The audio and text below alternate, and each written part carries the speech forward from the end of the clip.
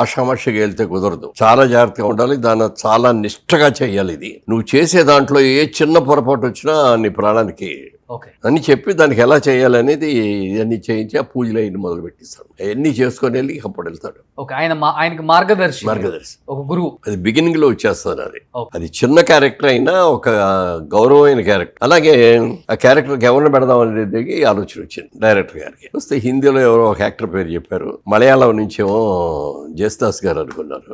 జేసుదాస్ గారిని కూడా అనుకున్నారు క్యారెక్టర్ కి. అనుకొని మూడోది నన్ను అనుకున్నారు. ఓకే. హిందీలో బొమ్మాయి ఇరానీ గారిని అనుకున్నారని నేను విన్నాను. అదే నాకు కరెక్ట్ గా పేరు గుర్తులేదు.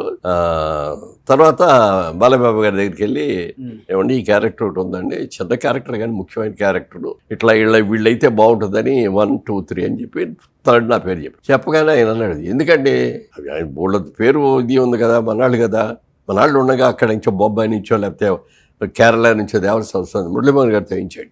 ఓకే. ఆయనకి ఎందుకు అనిపించింది అసలు? ఎందుకు అనిపించదు, అంత ఇమీడియట్ గా అన్నాడు అనమాట. మీ గెటప్ కూడా మారిపోయింది.